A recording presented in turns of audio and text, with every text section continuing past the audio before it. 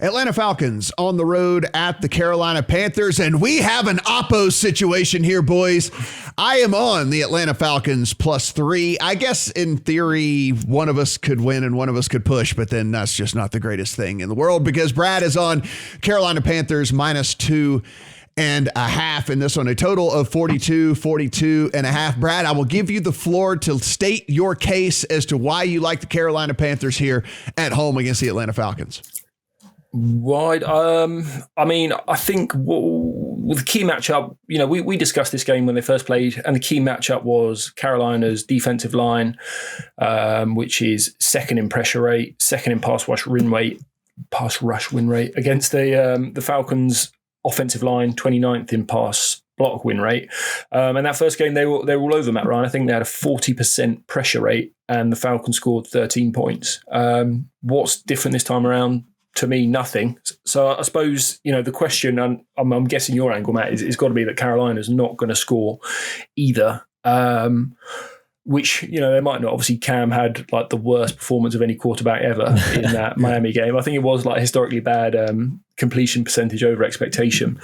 I would say that game, they could not block the Dolphins. They were sending all sorts of blitzes. The offensive line was a mess. I'm not sure Atlanta is capable of the same thing, and we'll also probably see a more Cam-focused run game.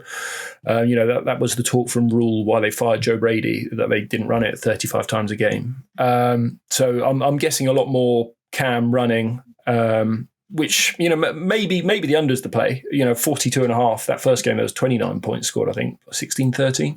So maybe you could convince me to the under instead. But yeah, I just don't see Atlanta scoring a lot of points.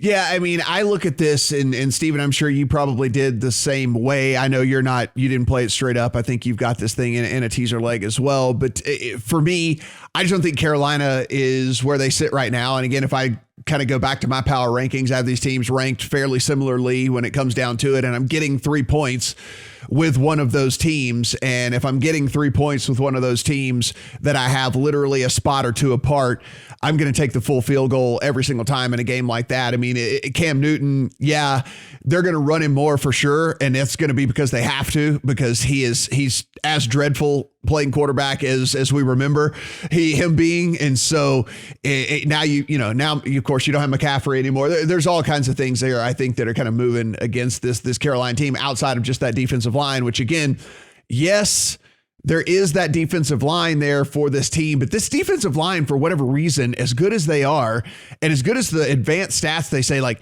they never really take over a game. That's the only thing that I've been waiting for this Carolina defensive line all year long, was just to kind of like take over a game. And it's like, next thing you know, they've got 7 sacks and they have 2 forced fumbles and all these different things like that. That just doesn't happen with these guys. I don't know why, but I think we've got a big enough sample size now too to kind of buy into some of this stuff. So for me, straight kind of power rankings, straight kind of like how I view these two teams, getting a field goal with two teams that I have just basically power ranked the exact same. So I'll take the field goal. Steven, you opted to go ahead and just take it all the way up to 8.5. Yeah, I patented teaser leg here, right? Through the 3, through the 7, low total of 42. Eli, our lead writer, Eli Hershkovich, notes that he's willing to trust the Falcons defense, believe it or not, against the rush. They're allowing the 5th fewest EPA per carry, and they're facing a bad offensive line without Christian McCaffrey. So he's going to take his chances against Cam Newton. So, it's really incredible, guys. Somehow, some way, Carolina has found the 3 worst quarterbacks in the league all on the same team. It was Sam Darnold earlier this year, who we talked about having the worst stats we've seen in a very long time. And now they had a game with Cam Newton and PJ Walker, both with a QBR under 6. So poor Joe Brady, the offensive coordinator, who was pretty highly thought of, right? How about that, right? Like, and he fired him on like at 10 a.m. on a Sunday morning, like right when everyone's paying attention to like the NFL as well. It's like, you know what I'm going to do? I'm going to wait till a lot of these marquee college coaching jobs have all been taken, and then I'm going to fire your ass on a Sunday morning at 10 a.m.